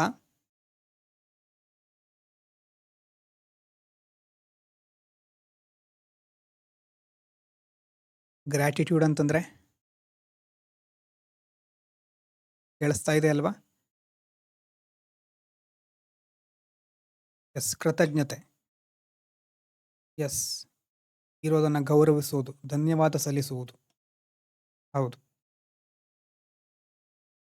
ಬಹಳಷ್ಟು ಜನರಿಗೆ ಅಂದರೆ ನಮಗೇನಾಗುತ್ತೆ, ನಾವು ಯಾವ ಒಂದು ಸೌಕರ್ಯಗಳನ್ನು ಪಡ್ಕೊಳ್ತಾ ಇದ್ದೀವಿ ಅದರ ಬಗ್ಗೆ ಕೃತಜ್ಞತೆ ಇರೋದಿಲ್ಲ. ಇರೋದ್ರ ಬಗ್ಗೆ ಕೃತಜ್ಞತೆ ಇಲ್ಲದೆ ಇದ್ದರೆ ಹೊಸದು ಎಷ್ಟೇ ಬರಲಿ ಅದಕ್ಕೂ ಕೃತಜ್ಞತೆ ಇರೋದಿಲ್ಲ. ಬೇಂದ್ರೆಯವರು ಹೇಳ್ತಿದ್ರಂತೆ, ನೀರು ಕುಡಿಯೋದನ್ನು ಒಬ್ಬ ವ್ಯಕ್ತಿ ಸಂತೋಷ ಪಡಲ್ಲ ಅಂತಂದರೆ ಮತ್ತೆ ಯಾವುದನ್ನು ಕೊಟ್ಟರೆ ಅವನು ಸಂತೋಷ ಪಡ್ತಾನೆ? ನೀರು ಜಗತ್ತಿನ ಒಂದು ಶ್ರೇಷ್ಠವಾದಂಥ ವಸ್ತು. ನಮ್ಮ ದಾಹವನ್ನು ತಣಿಸುತ್ತೆ. ನೀರನ್ನು ಖುಷಿಯಾಗಿ ಕುಡ್ಲಿಕ್ಕೆ ಬರದೇ ಇರೋನಿಗೆ ಏನನ್ನು ಕೊಡಬಹುದು? ಏನೇ ಕೊಟ್ಟರು ಅವನು ಸಂತೃಪ್ತಿಯಿಂದ ಇರೋದಿಲ್ಲ ಅಂತ ಬೇಂದ್ರೆಯವರು ಹೇಳ್ತಿದ್ರಂತೆ.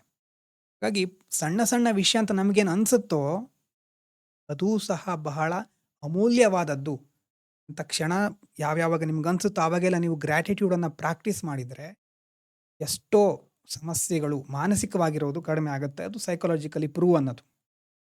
ಗ್ರ್ಯಾಟಿಟ್ಯೂಡ್ ಜರ್ನಲ್ಗಳೆಲ್ಲ ಈಗ ಹೆಚ್ಚು ಪ್ರಸಿದ್ಧಿ ಪಡ್ಕೊಳ್ತಾ ಇವೆ.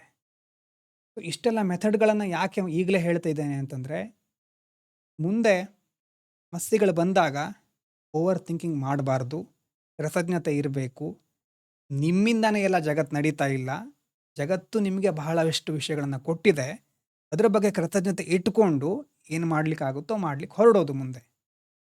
ಯಾವುದೇ ಸಣ್ಣ ಸಮಸ್ಯೆ ಇರಲಿ, ದೊಡ್ಡ ಸಮಸ್ಯೆ ಇರಲಿ. ಮತ್ತು ಮೈಂಡು, ಈ ನಮ್ಮ ವೀಕ್ನೆಸ್ಸು ಅದೆಲ್ಲ ನಮ್ಮ ಒಂದು ಇಮ್ಯಾಜಿನೇಷನ್. ನಿಧಾನವಾಗಿ ಅದನ್ನು ನಾವು ಮೀರಬಹುದು ಅಂತ ಒಂದು ಸಾರಿ ಹೇಳ್ದಾಯಿತು. ಅದಾದಮೇಲೆ ನಮ್ಮ ರೆಸಲ್ಯೂಷನ್ಗಳೇನೇ ಇರಬಹುದು ಅದು ರಿಯಾಲಿಟಿಗೆ ಹತ್ತಿರ ಆಗಿರಬೇಕು. ಮತ್ತು ನಮ್ಮ ನಂಬಿಕೆಗಳು ಬದಲಾಗ್ತಾನೆ ಇರುತ್ತೆ. ಯಾವತ್ತೂ ಒಂದೇ ನಂಬಿಕೆ ಜೀವನ ಪೂರ್ತಿ ಹೀಗೆ ಇರ್ತೇನೆ ಅಂತ ನಿಮಗೆ ನೀವು ಫಿಕ್ಸ್ ಆಗಿ ಯಾವತ್ತೂ ಹಾಕ್ಕೊಂಡಿರಬಾರ್ದು. Never say never and always ಅಂತ ಒಂದು ಮಾತಿದೆ, ಕೇಳಿರ್ಬೋದು ನೀವು. Never say never, never say always ಅಂದರೆ ಏನಾದ್ರ ಅರ್ಥ? ಯಾವಾಗಲೂ ಹೀಗೆ ಇರ್ತೇನೆ, ಯಾವಾಗಲೂ ಹೀಗೆ ಮಾಡೋದೇ ಇಲ್ಲ ನಾನು. ಈ ರೀತಿಯ ಮಾತುಗಳು ಅಷ್ಟು ಈಸಿಯಾಗಿ ನಮ್ಮ ಬಾಯಿಂದ ಬರಬಾರ್ದು. ಫ್ರೆಂಡ್ಸ್ ಹತ್ರ ಮಾತಾಡುವಾಗ ಅದೆಲ್ಲ ಓಕೆ. ಆದರೆ ಮುಂದೆ ನಾನು ಹೇಳಲಿಕ್ಕೆ ಹೊರಟಿರೋದು ಯಾರಿಗೆ? ಮುಂದೆ ಅಧಿಕಾರಿಗಳಾಗ್ತೀರಿ ಅಂತಂದರೆ ಆವಾಗ ನಿಮ್ಮ ಮಾತಿನ ಮೇಲೆ ನಿಗಾ ಇರಬೇಕು. ನಿಮಗೆ ಮತ್ತು ಪೊಲಿಟಿಷಿಯನ್ಸ್ಗೆ ಈಗೋ ಕ್ಲಾಶ್ಗಳಾಗ್ತಾ ಇರುತ್ತೆ. ಹಾಗೆಲ್ಲ ನೀವು ನಾನು ಹೀಗೆ ಇರ್ತೇನೆ ಅಥವಾ ಹೀಗೆ ಮಾಡ್ತೇನೆ ಆ ರೀತಿಯಾದಂತಹ ಮಾತು ವ್ಯಕ್ತ ಆಗದೆ ಕೃತಿಯಲ್ಲಿ ಅದು ವ್ಯಕ್ತ ಆಗಬೇಕು. ಹೀಗೆ ನಾನಿರೋದು, ಈಗ ಮಾಡಲೇ ಇಲ್ಲ ಯಾವತ್ತು ನಾನು, ಅದನ್ನು ಈಗೋಗೆ ತೆಗೆದುಕೊಳ್ಳದೆ ನಾವು ಅದನ್ನು ಕಾರ್ಯದ ಮೂಲಕ ವ್ಯಕ್ತಪಡಿಸಲಿಕ್ಕೆ ಸಾಧ್ಯ ಆಗಬೇಕು. ಈಗ ಒಂದು ಹಂತದಲ್ಲಿ ನಾವು ಹೌದು ಆ ಒಂದು ಹುದ್ದೆಗೆ ಅಥವಾ ನಮ್ಗೆ ಕೊಟ್ಟಿರೋ ರೆಸ್ಪಾನ್ಸಿಬಿಲಿಟಿಗೆ ಸ್ವಲ್ಪನಾದರೂ ಅರ್ಹರಾಗಿದ್ದೀವಿ ಅಂತ. ಇಲ್ಲ ಅಂತಂದರೆ ಕನಿಷ್ಠವಾದಂಥ ಮೈಂಡ್ಸೆಟ್ ಸಹ ಇಲ್ಲ ಅಂತ ಮುಂದೆ ಬರುತ್ತೆ. ಆಬ್ಜೆಕ್ಟಿವಿಟಿ, ಇಂಪಾರ್ಷಿಯಲಿಟಿ ಅದೆಲ್ಲ ಮುಂದೆ ಬರುವಂಥ ವ್ಯಾಲ್ಯೂಸ್. ಅದಕ್ಕೆ ಮಾನಸಿಕ ಭೂಮಿಕೆ ಅಂತ ಕರಿತೇವೆ ಇದಕ್ಕೆಲ್ಲ. ಒಂದು ವಿಷಯವನ್ನು ಕಲೀಲಿಕ್ಕಿಂತ ಮೊದಲು ಅದನ್ನು ಕಲೀಲಿಕ್ಕೆ ಹೊರಡ್ತೀವಲ್ವ, ಆವಾಗಲೇ ನಾವು ಓಹೋ ಇಂತಿಂಥ ವಿಷಯಗಳಿದೆ, ಇದು ಬರೀ ಬೇರೆ ಸಬ್ಜೆಕ್ಟ್ ತರಹ ಓದಿ ಬಾಯ್ಹಾರ್ಟ್ ಮಾಡಿ ಬರೆಯೋ ವಿಷಯ ಅಲ್ಲ, ಮೆಂಟಲಿ ಪ್ರಿಪೇರ್ ಆಗಬೇಕು ಇದಕ್ಕೆ ನಾವು ಅನ್ನೋದು ಗೊತ್ತಿರಬೇಕು. ಅದಕ್ಕೋಸ್ಕರ ಈಗ ಇದನ್ನೆಲ್ಲ ಹೇಳ್ತಾ ಇರೋದು.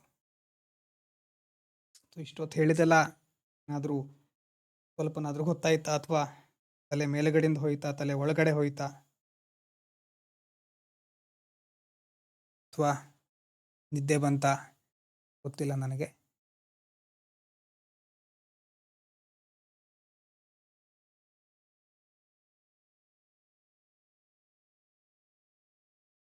ಎಸ್, ಬೇಸಿಕ್ ಥಿಂಗ್ಸ್ ಇದು. ಇಂಥ ಬೇಸಿಕ್ ಥಿಂಗ್ಸಲ್ಲೇ ನಾವು ತುಂಬ ತಪ್ಪು ಮಾಡ್ತಾ ಇರ್ತೇವೆ.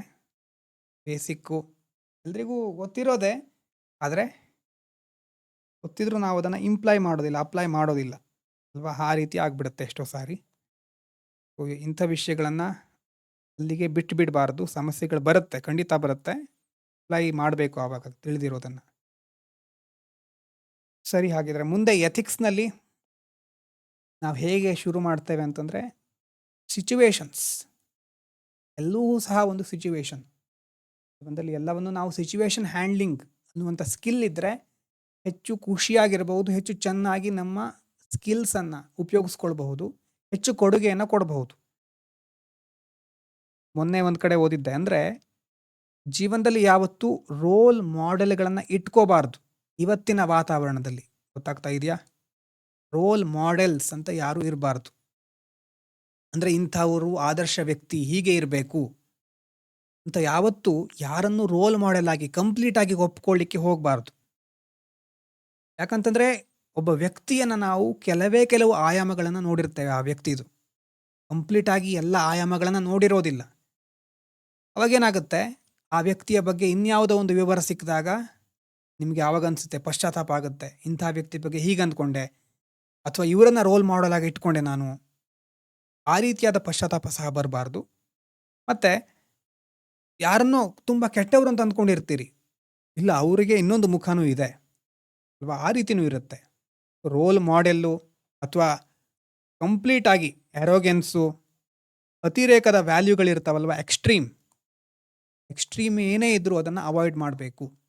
ಕಂಪ್ಲೀಟ್ ಬ್ಲ್ಯಾಕ್, ಕಂಪ್ಲೀಟ್ ವೈಟ್ ಅಂತ ಇರೋದಿಲ್ಲ. Everything is in the grey area. Black ಮತ್ತು ವೈಟ್ ನಡುವೆ ಒಂದು ಗ್ರೇ ಏರಿಯಾ ಇರುತ್ತೆ. ಆ ಗ್ರೇ ಏರಿಯಾದ ಮೂಲಕ ನಾವು ಪರಿಸ್ಥಿತಿಯನ್ನು ನೋಡಬೇಕಾಗತ್ತೆ. ಅದು ಗೊತ್ತಿರಬೇಕು ನಿಮಗೆ. ಯಾರನ್ನು ಅದಕ್ಕೆ ಹೇಳ್ತಾರೆ ನೋಡಿ, ಅತಿಯಾದ ಶ್ರದ್ಧೆ ಇರಬಾರ್ದು, ಅತಿಯಾದ ಅಶ್ರದ್ಧೆ ಅಂದರೆ ಒಬ್ಬರನ್ನ ಕಂಪ್ಲೀಟಾಗಿ ನಂಬೋದು, ಒಬ್ಬರನ್ನ ಕಂಪ್ಲೀಟಾಗಿ ಹೇಟ್ ಮಾಡೋದು, ಆ ರೀತಿಯಾಗಿ ಇರಬಾರ್ದು. ಹಾಗಾದರೆ ಏನಿರಬೇಕು, ಯಾವ ಒಂದು ಥಿಂಕಿಂಗ್ ಮೆಥಡ್ ಇದ್ದರೆ ಒಳ್ಳೆಯದು ಅಂತಂದರೆ, ಪ್ರತಿಯೊಂದು ವ್ಯಕ್ತಿ, ಘಟನೆ, ಪರಿಸರ ಇದನ್ನೆಲ್ಲ ಒಂದು ಕೇಸ್ ಸ್ಟಡಿ ಥರ ನೋಡಬೇಕು. ಕೇಸ್ ಸ್ಟಡಿ ಅದೊಂದು ಅಧ್ಯಯನ ಅಷ್ಟೇ. ಒಬ್ಬ ವ್ಯಕ್ತಿ ಇದ್ದಾರೆ, ವ್ಯಕ್ತಿಯ ಜೀವನದಲ್ಲಿ ಅವರು ತುಂಬ ಸಾಧನೆ ಮಾಡಿರ್ತಾರೆ. ಸಾಧನೆ ಮಾಡಿದ ತಕ್ಷಣ ಅವರೇ ರೋಲ್ ಮಾಡೆಲ್ಲು, ಅವ್ರು ಹಾಗೆ ನಾನಿರಬೇಕು ಎಲ್ಲದರಲ್ಲೂ ಹೊರಡೋದಕ್ಕಿಂತ ಆ ವ್ಯಕ್ತಿಯ ಸಾಧನೆಗೆ ಪೂರಕವಾದ ಅಂಶಗಳು ಏನು, ಮತ್ತು ನಾವು ಯಾವುದನ್ನು ಅಡಾಪ್ಟ್ ಮಾಡ್ಕೋಬಹುದು, ಯಾವುದನ್ನು ಬಿಡಬೇಕು, ನಾವು ಒಂದು ಅಧ್ಯಯನ ಅಷ್ಟೇ, ಕೇಸ್ ಸ್ಟಡಿ. ಆ ರೀತಿಯಾಗಿ ನಾವು ವಿಷಯ ವಸ್ತುಗಳನ್ನು ನೋಡ್ತಾ ಹೋಗಬೇಕು. ರೋಲ್ ಮಾಡೆಲ್ ಆಗಿ ಯಾರನ್ನು ಯಾವಾಗಲೂ ಕನ್ಸಿಡರ್ ಮಾಡಬಾರ್ದು. ಅಂದರೆ ಕ್ರಿಟಿಕಲ್ ಥಿಂಕಿಂಗ್ ನಿಮಗಿದೆ, IQ ಒಂದು ಲೆವೆಲಿಗಿದೆ ಅಂತಂದರೆ ಆ ರೀತಿ ಮಾಡ್ಲಿಕ್ಕೆ ಆಗೋದಿಲ್ಲ. ನೀವು ಬೇಕಾದರೆ ಚೆಕ್ ಮಾಡಿ.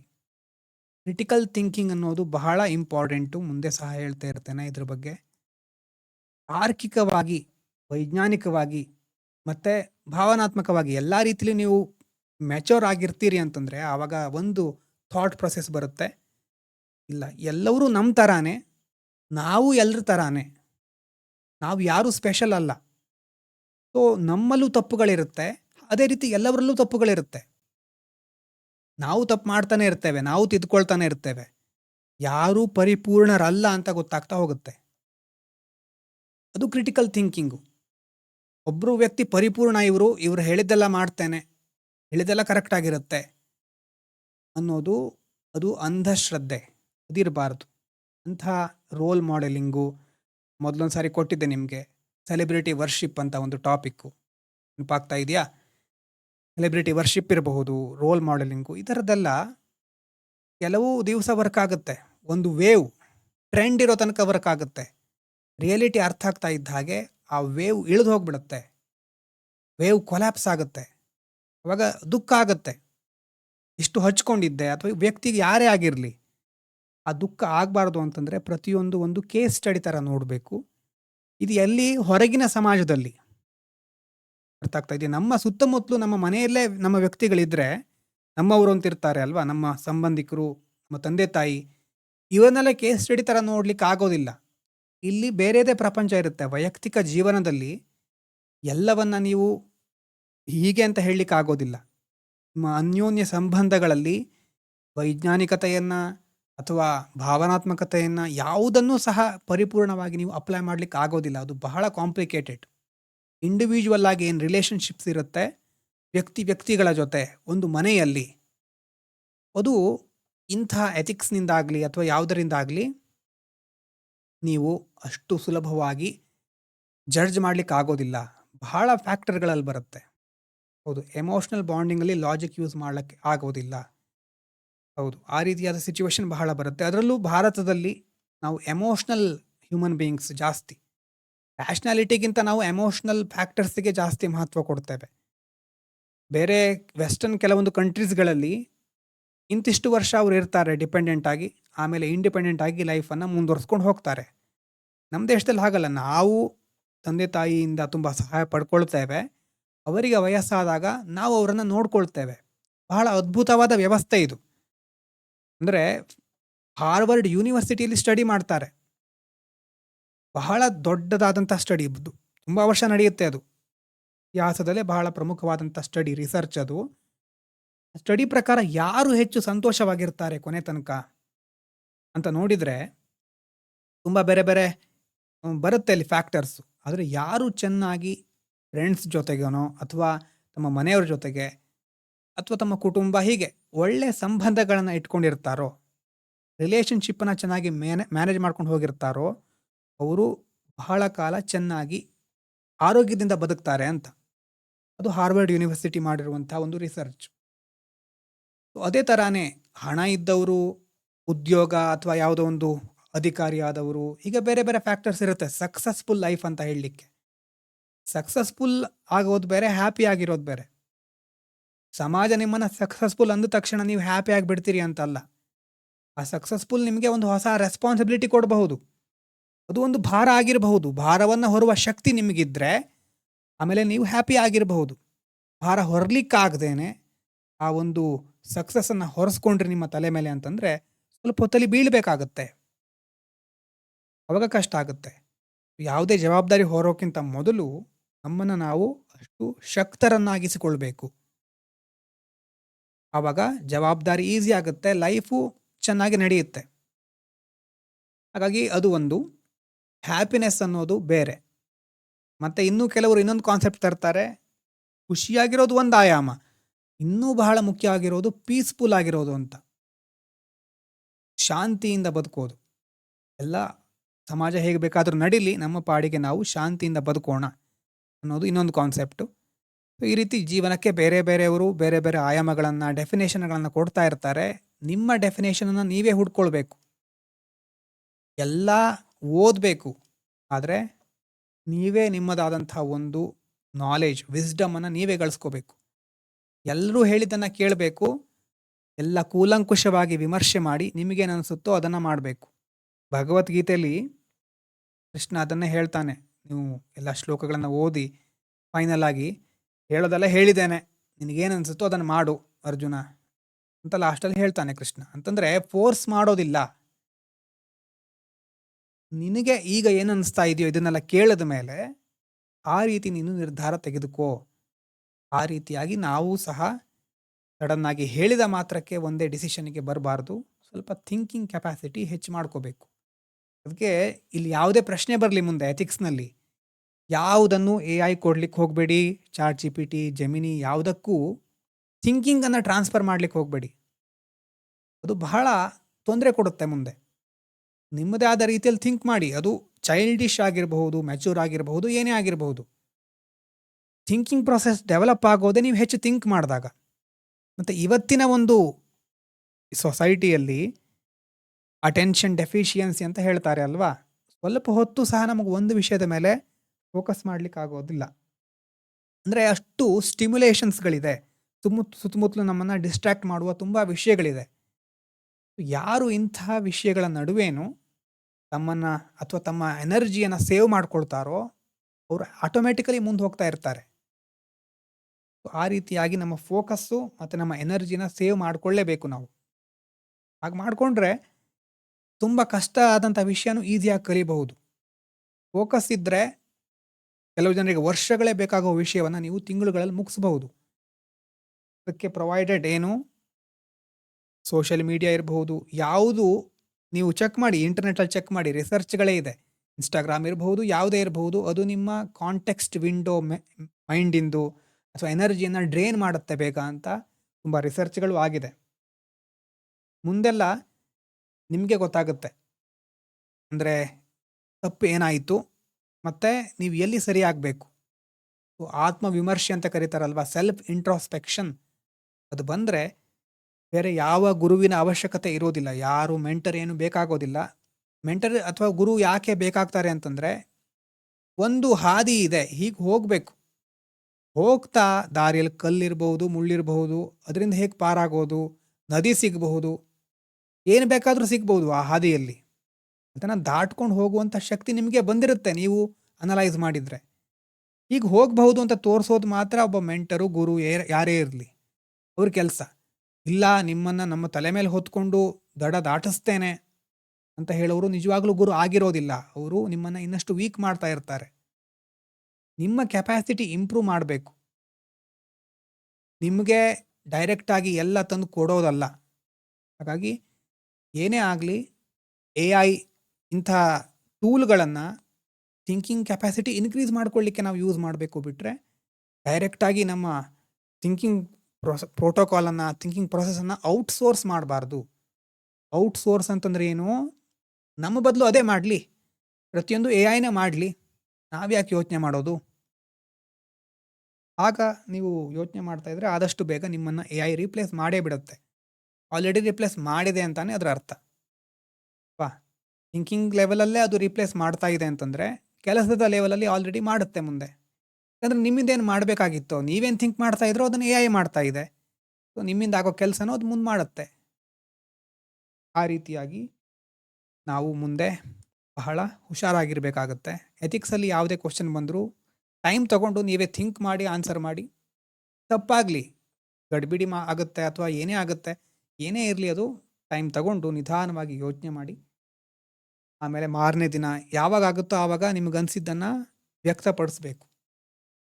ನೋಡಿ, ಯಾವತ್ತೂ ಒಂದು ಗ್ರೂಪ್ ಅಲ್ಲಿ ಇದ್ದಾಗ ತುಂಬ ಪರ್ಸ್ಪೆಕ್ಟಿವ್ ಸಿಗುತ್ತೆ. ಬಹಳ ಮೊದಲು ನಾವು ಅಂದರೆ ನಾನೆಲ್ಲ ಒಬ್ಬನೇ ಓದ್ತಿರ್ಬೇಕಾದ್ರೆ ಬಹಳ ಕಾಡುತ್ತೆ. ನಿಮಗೆ ಬೇಕಿದ್ರೆ ನೋಡಿ, ಒಬ್ಬನೇ ಓದ್ತಾ ಇದ್ರೆ ಅದು ಏನೂ ಗೊತ್ತಾಗೋದಿಲ್ಲ. ಅಂದರೆ ಗೊತ್ತಾಗುತ್ತಾ ಇರುತ್ತೆ, ಅರ್ಥ ಆಗ್ತಾ ಇರುತ್ತೆ, ಆದರೆ ನಿಜವಾಗ್ಲೂ ಇದಕ್ಕೆ ಬೇರೆ ಆಯಾಮಗಳು ಇದೆಯಾ ಅಂತ ಗೊತ್ತೇ ಆಗೋದಿಲ್ಲ ನಮಗೆ. ಒಂದು ಗ್ರೂಪಲ್ಲಿ ನೀವು ಇದ್ದಾಗ ಅದನ್ನು ಚೆನ್ನಾಗಿ ಯುಟಿಲೈಸ್ ಮಾಡ್ಕೋಬೇಕು. ನಾನೇ ಬಂದು ಪ್ರತಿಯೊಂದು ಕ್ವಶನ್ ಕೇಳ್ತೇನೆ, ಅದಕ್ಕೆ ರೆಸ್ಪಾಂಡ್ ಮಾಡಬೇಕು ಅಂತ ಅಲ್ಲ. ಪ್ಲ್ಯಾಟ್ಫಾರ್ಮ್ ಓಪನ್ ಆಗಿದ್ದಾಗ ಅದನ್ನು ಸರಿಯಾಗಿ ಉಪಯೋಗಿಸ್ಕೊಳ್ಬೇಕು. ಅದು ಬಹಳ ಇಂಪಾರ್ಟೆಂಟು. ಮುಂದೆ ಗೊತ್ತಾಗಬಹುದು ನಿಮಗೆ. ತುಂಬ ಜನ ಸೀರಿಯಸ್ ಆಸ್ಪಿರೆಂಟ್ಗಳ ಕಮ್ಯುನಿಟಿನ ಹುಡುಕ್ತಾ ಇರ್ತಾರೆ. ಬಹಳ ಒಂದು 4-5 ವರ್ಷಗಳ ಮೊದಲೇ ಮೆಸೇಜ್ ಮಾಡ್ತಾ ಇದ್ರು. ಅಂದರೆ ಟೆಲಿಗ್ರಾಮ್ನಲ್ಲಿ ಒಂದು ಗ್ರೂಪ್ ಮಾಡೋಣ, ಕ್ರಿಯೇಟ್ ಮಾಡೋಣ ಅಂತ ತುಂಬ ಜನ ಮೆಸೇಜ್ ಮಾಡ್ತಾ ಇದ್ರು. ಸ್ವಲ್ಪ ದಿನ ನಡೆಯುತ್ತೆ, ಆಮೇಲೆ ಅದು ಬಿಟ್ಟು ಹೋಗುತ್ತೆ. ನಿಮ್ಮ ಹತ್ರ ಒಂದು ಗ್ರೂಪ್ ಇದೆ ಆಲ್ರೆಡಿ. ಸೊ ನೀವೇ ಮುಂದೆ ಬಂದು ದಿವಸ ಇಂಥ ಒಂದು ವಿಷಯ ಡಿಸ್ಕಸ್ ಮಾಡೋಣ, ಇದ್ರ ಬಗ್ಗೆ ಮಾಡೋಣ, ನಿಮ್ಮ ಒಪಿನಿಯನ್ ಹೇಳಿ, ಏನಿದ್ರೆ ನಿಮ್ಗೇನು ಅನಿಸುತ್ತೆ ಅಂತ ನೀವೇ ಒಂದು ಚರ್ಚೆ ಸ್ಟಾರ್ಟ್ ಮಾಡಿ. ಅದರ ಅರ್ಥ ಎಷ್ಟು ಹೊತ್ತಿಗೂ ನೀವೇ ಅದನ್ನ ನೋಡ್ಕೊಂಡು ಕೂತ್ಕೋಬೇಕು ಅಂತ ಅಲ್ಲ.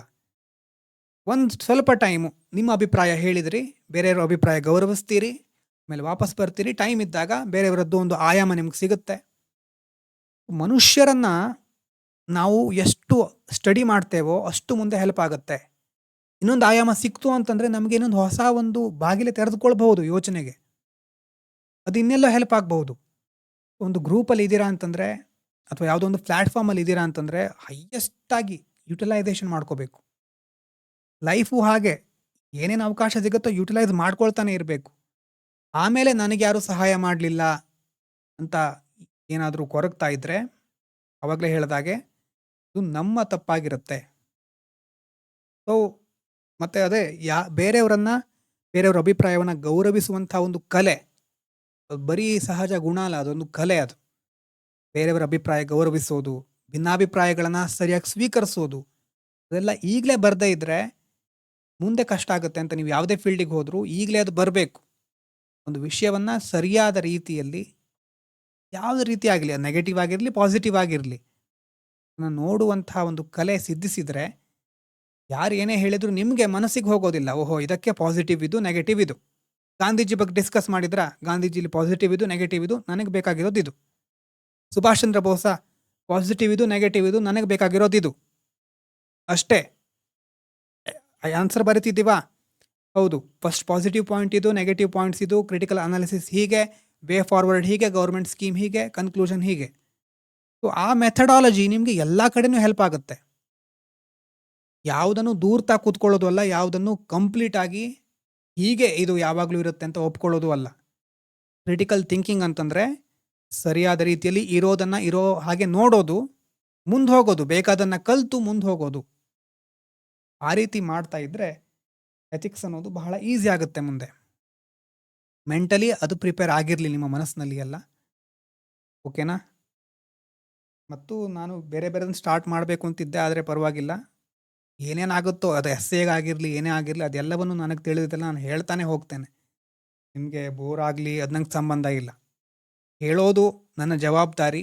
ನನಗೆ ಗೊತ್ತಿರೋದನ್ನೆಲ್ಲ ಹೇಗಾದರೂ ಮಾಡಿ ಯಾವುದಾದ್ರೂ ಒಂದು ರೀತಿಯಲ್ಲಿ ಅರ್ಥ ಆಗೋ ರೀತಿಯಲ್ಲಿ ಹೇಳೋದು ನನ್ನ ಒಂದು ಆಸೆನೂ ಹೌದು, ಜವಾಬ್ದಾರಿನೂ ಹೌದು. ಹಾಗಾಗಿ ಅದರಲ್ಲಿ ನಿಮಗೆ ಬೇಕಾಗಿರೋದನ್ನು ನೀವು ಬರ್ಕೋಬಹುದು. ಆಮೇಲೆ ಯೂಟ್ಯೂಬಲ್ಲಿ ನೋಡಿ ಬೇಕಿದ್ರೆ ಎಕ್ಸ್ಟ್ರಾ ಪಾಯಿಂಟನ್ನು ಸಹ ಮಾಡ್ಕೋಬಹುದು. ಅದು ಎಲ್ಲಿ ಹೆಲ್ಪ್ ಆಗುತ್ತೆ ನನಗೆ ಗೊತ್ತಿಲ್ಲ, ಎಲ್ಲಿ ಬೇಕಾದರೂ ಹೆಲ್ಪ್ ಆಗಬಹುದು. ಮತ್ತು ನಾನು ಮೊದಲು ಹೇಳಿದ್ದೆ, ಏನೇ ಸಿಕ್ಕಿದ್ರೂ ಅದನ್ನು ನಮಗೆ ಬೇಕಾದ ರೀತಿ ಉಪಯೋಗಿಸ್ಕೊಳ್ಳೋದನ್ನು ಕಲಿಬೇಕು. ಫಿಲ್ಮ್ ನೋಡಿದ್ರು, ಯಾವುದೊಂದು ಪ್ಲೇಸಿಗೆ ಹೋದರೂ ನಮ್ಮ ಗುರಿ ಜೊತೆ ಅದನ್ನು ಕನೆಕ್ಟ್ ಮಾಡಬೇಕು. ಯಾವುದೋ ಫಿಲ್ಮ್ ನೋಡಿದ್ರು ಅಲ್ಲಿ ಆ ಒಂದು ಸಾಮಾಜಿಕ ವ್ಯವಸ್ಥೆ ಯಾವ ಥರ ಇತ್ತು, ಅದನ್ನು ಸೊಸೈಟಿಲಿ ಬಳಸ್ಕೋಬಹುದಾ, ನಾನು ಸೋಷಿಯಲ್ ಇಶ್ಯೂಸ್ಗಳಲ್ಲಿ ಬಳಸ್ಕೋಬಹುದಾ?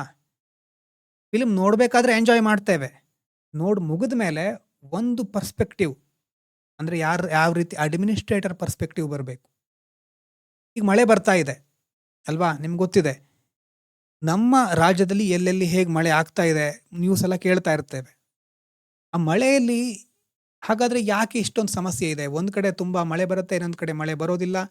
ಒಂದು ಅಡ್ಮಿನಿಸ್ಟ್ರೇಟರ್ ಆಗಿ ಪ್ರಕೃತಿ ವಿಕೋಪನ ಮೇಂಟೈನ್ ಮಾಡಲಿಕ್ಕೆ ಯಾವ ಲೆವೆಲಲ್ಲಿ ಕ್ರಮ ಕೈಗೊಳ್ತಾ ಇರಬಹುದು ನನ್ನ ಜಿಲ್ಲೆಯಲ್ಲಿ? ಈ ಥರ ಕುತೂಹಲ ಇದ್ದರೆ ನಿಧಾನವಾಗಿ ಅದು ಆ ಒಂದು ಮೈಂಡ್ಸೆಟನ್ನು ನಿಮ್ಗೆ ಕೊಡ್ತಾನೆ ಹೋಗುತ್ತೆ.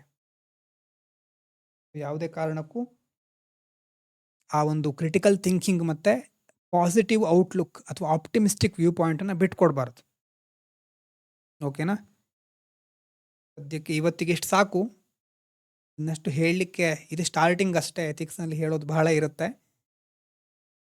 ಬೇರೆ ಬೇರೆ ಸಿಚುವೇಶನನ್ನು ಕನ್ಸಿಡರ್ ಮಾಡಿ ಆಮೇಲೆ ನೋಡೋಣ, ಡಿಸ್ಕಸ್ ಮಾಡೋಣ. ಬಹಳ ಹೊತ್ತು ಇದೇ ರೀತಿ ಮಾಡ್ತಾ ಇದ್ದರೆ ಮತ್ತು ನಿಮಗೂ ಸಾಕು ಇದು ಅನಿಸಿ ಆಮೇಲೆ. Yes, okay. Thank you everyone. Thank you so much. Good night.